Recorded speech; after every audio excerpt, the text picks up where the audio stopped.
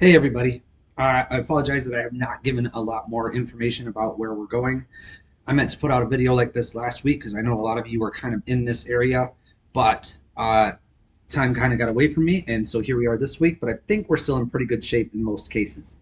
A lot of you are, you should be past session two. In session two, it talks about using book one to do some building, and I think most, if not all of you, have finished building your main stage from book one. And then if we look at session three, that's when we start to see some spike things sort of happen because we get into book two.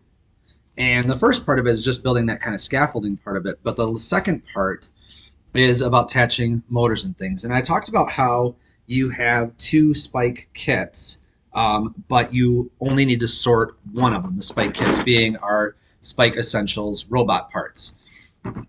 And I'll talk about that in just a minute. But the reason you only need to sort one of them is because one of them is meant to snag the robot brain and motor from and attach to your stage, and the other one is meant for the following sessions. Because if we take a look at session four, it shows us that we have the need for a Spike Essentials kit, and it's telling us that we need to go into lesson one. Lesson one is going to be found on the iPads. So I'll show you where to find the iPads. I'll show you how to find lesson one, and we'll talk about what that means as we go forward. But before I do, I'm going to tell you that my group probably will not do that last part where we attach the motor and the brain until after we've done a number of these spike kits, because that's what's going to teach them how to program. It's going to teach them how the motors work. It's going to teach them how all those things happen. So if you've already built this last part of this book, if you've already built this last part and attached your motors in your brain, don't worry about it. But my suggestion is put that aside for now and focus on those spike essential kits and building those test models and demonstration models and programming those. We'll look at that in just a minute. But if you've already attached it, no worries. If you haven't, I would not do this part until after we've done some of the Spike Essential stuff. This is our iPad cart. The kids will probably recognize this. They have a very similar one at their Kellogg and Richland STEM labs. When you open it up, you just turn the handle, one handle, all the way over. It unlocks the latches. It opens up. You've got your iPads. They are numbered both on the top and also on the shelf. If you look kind of on the shelf, you'll see the numbers. The iPads are also numbered on the back with their numbers. You will know which one is your team's iPad because the team list will be on the side. This is from the fall. I'm going to replace it here in just a few minutes with the new teams. You'll have access to two, but I think you'll only need one. So I'm going to have it like there'll be a team that has iPad 1. They will have the corresponding iPad right underneath it, so there'll be 16. So if you need a second, it's available to you. But yeah, you just unplug it, pull the iPad off the shelf, and then you have that. So once you've gotten the iPad off the cart, you push the button to turn it on. There's also a power button at the top. You push the button again to unlock it. And then the Spike Essentials app is what you're looking for. It may be in the tray, or you may have to cycle over and find it as an app in the iPad. For those that used Spike Challenge that coached in the fall and are coaching again now, it is the same app. The difference is when you sign in, you're going to go to the Spike Essentials instead of the Spike Prime. And the color of the box kind of helps us here. Spike Essential is what we're using right now, so you can kind of see the green label on the box, which matches the green on the label. Spike Prime is what we used in the fall. So we're going to go to Spike Essential. And when we get in here, those units that they talk about are in the units section. So if I click that units section, there's a lot of things to download, but what we're going to interested in is going all the way down to the bottom. First, Lego League Explore. Those are the units we want to download. So once I click it, it's going to download those units, and then in the book it tells you which units to do when. They pretty much go in order. So unit 1 is going to be our first unit. So once that downloads, we just simply click that unit.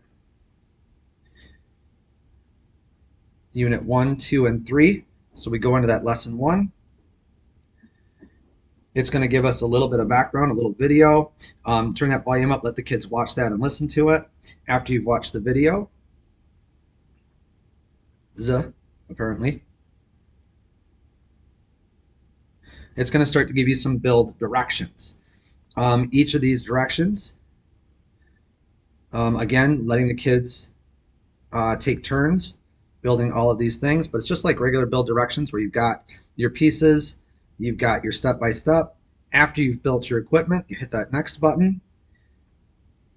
It's going to say, here's your challenge, create a program that makes the model spin. It's telling you it's going to take a couple blocks to do it. You can see in the little thought bubble, it says it needs a start button, so they know they're going to need that. And then they need to use the other blocks to create a model that makes it spin. Test your program. I would give each student an opportunity to build some sort of program to see what it does and see how that goes. And then if your team kind of gets it, or they seem like they're on the right track, let them keep going. If they seem like they're completely off track, you can try asking some leading questions like, what do we think this block does? What do we think this block does? What happens when we just use one block? What happens when we use both blocks? And trying to help them see and experiment with the blocks that they have. Okay.